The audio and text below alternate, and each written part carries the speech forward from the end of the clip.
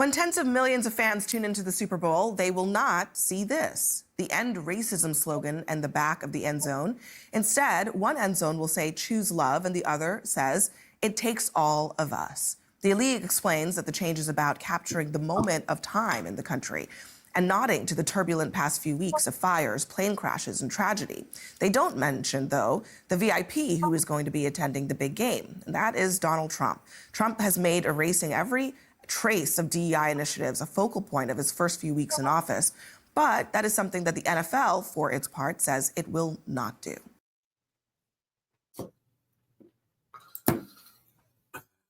All right. All right. Peace and blessings, ladies and gentlemen. All praises to the Most High. I heard about this, I think it was yesterday, that the NFL has decided to remove the slogan, "End Racism," from the end zone in the Super Bowl, and I guess all subsequent games. And my response to that is, so what? So what? You know, because ever since those slogans were put in the end zone, I felt that it was the biggest contradiction. It was the biggest oxymoron ever displayed on a TV screen. And why do I say that? Because the NFL is the biggest example, or one of the biggest examples of racism in America. And if you don't know why, let me explain. It is well known that the majority of the NFL players are young, black, strong African-American men. Now, they say it is like 53% black men, right? Now, I would venture to say it's probably more like 70, 75%, because you got people saying that they are part this or part that, or biracial, or, Pacific Islander, or, this, that, and the other. You know what I mean? But, I would venture to say the league is mostly made up of black players, and many of the superstars who make the bulk of the money are black players. So now you have to go to the ownership. And Dr. Michael Eric Dyson wrote a book some years back called $40 Million Slaves. Now, I'm not going to get into that, but he talks about the dynamic, the relationship between the owners, you remember owners own slaves, and the players, and how, they are subjected to, certain levels of servitude for those organizations. Now, I don't have to get into that. I know some NFL players. I kind of studied what they have to do, and some things, are kind of, they have to abide by some strict laws. Of course, they're paid handsomely. However, the disparity of ownership of black people as it relates to how many black players is a stark example of racism. Now, let me break it down for you. They say that 8% of the owners are people of color, right? And you have to be careful about the people of color thing. Now, because they use all ethnic groups, anybody who is not Caucasian, and they classify them as people of color. Now, we also have to break this down to another level, because owners are separated into categories. Now, you could be a majority owner, which means you own the team with someone and you have more stake than them, or you can be a principal owner. Like those like Jerry Jones and the other rich guys, or you can be a conglomerate, right? And so the only two people of color who are majority owners out of the 8% are these two people. These are the two people of color who are NFL owners. And let me get their names right. That is, the man is the Jacksonville Jaguars owner, Shahid Khan, who is Pakistani American, or just Pakistani, let's say that. And Kim Pegula, who is Asian American and co-owns the Buffalo Bills.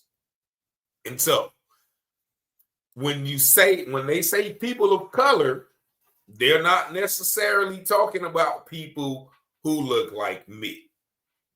And let's break that 8% down even more. They have things called minority owners. And that's what normally you're going to see when you hear about, maybe a Nelly or a Diddy or, some of the names they have in this article as owners. They are minority owners.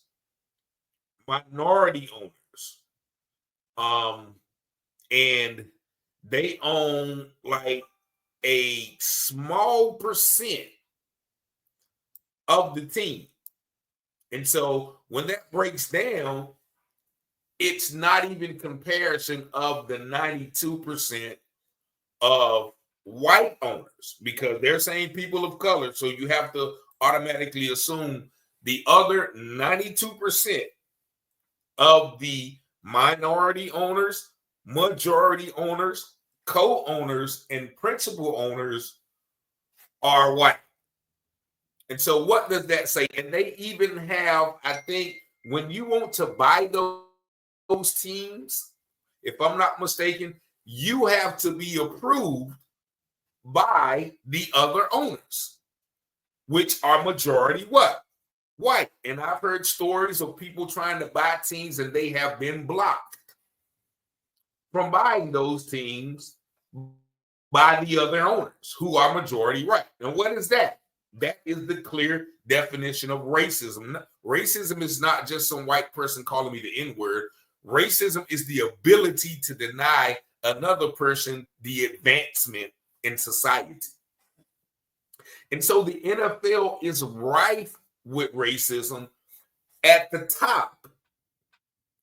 Now, you can look at those players making millions of dollars and feeding their families, correct, but they're also putting their bodies on the line, lives on the lines. Contracts are not guaranteed. The owners make the majority, the bulk of the money, just like in slavery, off the backs of Black people. And Black people are not able to ascend as easily to the level of ownership.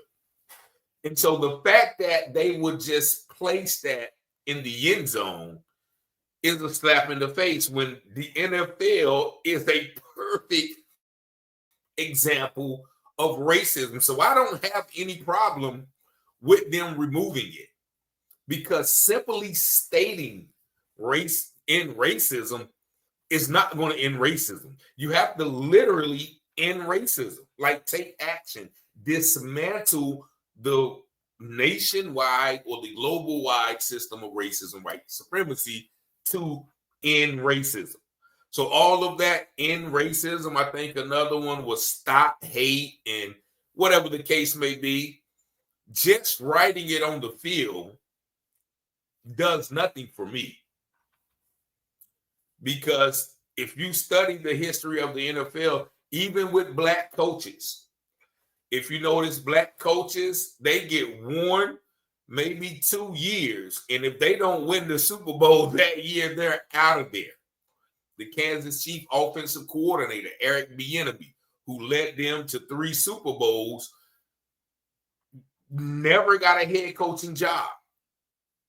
And these offensive coordinators who go to these playoff games and, quote, do good, and they right next in line for a job. Eric Bieniemy is actually out of the league now. The league was so racist towards Black coaches, they had to institute what they call the Mooney Rule. let me tell you what the Mooney Rule is. The Mooney Rule was started by the Mooney brothers, two white men who owned the Pittsburgh Steelers, if I'm not mistaken. And they I guess initiated or something, they was like, there's no black coaches even getting interviewed for jobs. So now teams, when they have an opening, which, I mean, if you have to make me interview somebody, I don't even want to be interviewed. Like, if you told me, hey, well, we're just interviewing you because we got to interview one black candidate for the job, I don't even want the interview. You know what I'm saying? But they said they have to at least interview one black person before they make a hiring decision. Sort of like a formality. They knew that it was so racist that they had to institute a policy that we at least got to interview a black person to make it look unracist.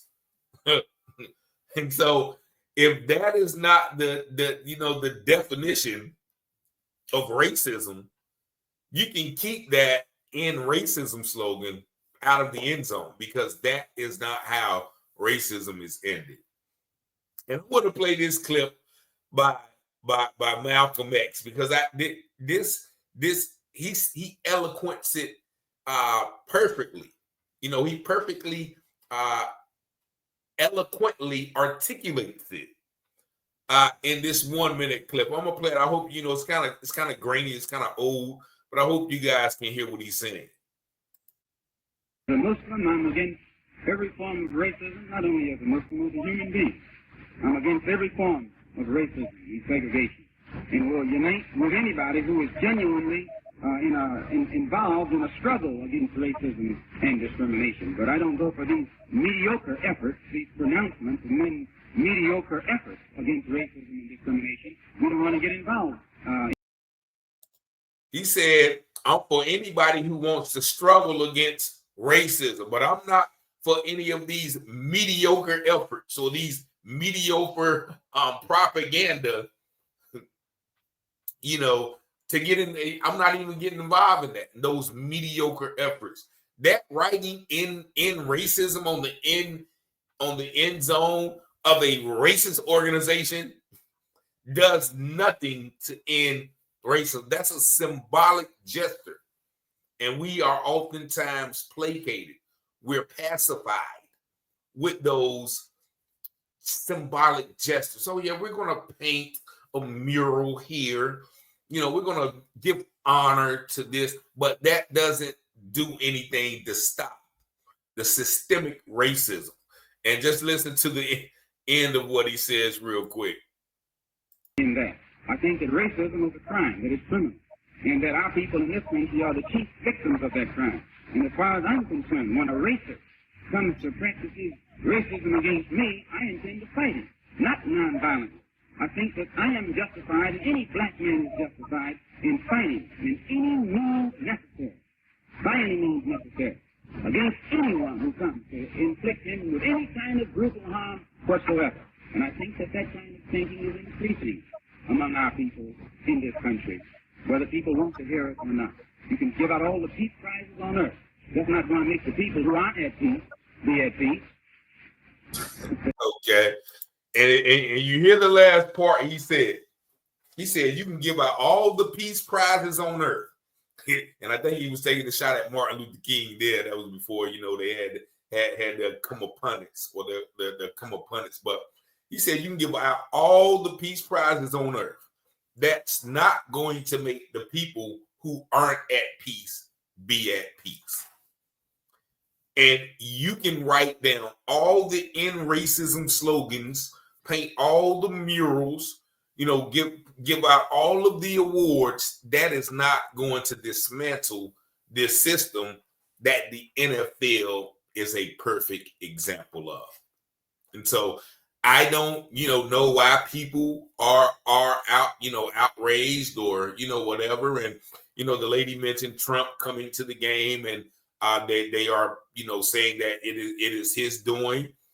Malcolm says something great as well in another clip that I listened to while found that. He said, look, I prefer a man who's going to let me know, that he doesn't like me, what he's about, instead of those who shake my hand and, smile in my face, but still don't like me too. So I know what I'm dealing with. So I know, what we up against. And so, I don't take this the wrong way, but I'm glad that we're seeing what we're seeing, because a lot of people, have blinders on. Now they're getting a rude awakening of what America really is and has been. You can dress up a pig and put lipstick on it like it's been being for these last years, but it's still a pig. And that's what American is. America is rife with these systems like the NFL, who once again, has a racist system in place, which prevents people who looks like me from rising to the level of ownership, of control, of authority. And that's with any institution that we see here, in the United States. So I just want to address that, because I know people, I've seen people talking about it, but what did writing that really change? When did they start doing that? Has racism changed since they wrote "in racism" on the end zone? No, that's just a constant stark reminder that there is racism. And the fact that they wrote it up there, admittingly that, yeah, there is racism. So all you guys who tell me, well, it's not racist, it's not about race, these powerful people let you know, point blank, bottom line, that, yeah, there's racism, but we're just going to put an end on it. But we're really not going to end it, because if you wanted to end it, you will dismantle all of these systems that we see in place today. Y'all tell me what y'all think in the comments, man. I hope y'all ain't outraged about it. Once again, I see it for what it is. 919-587-7782. Peace and blessings.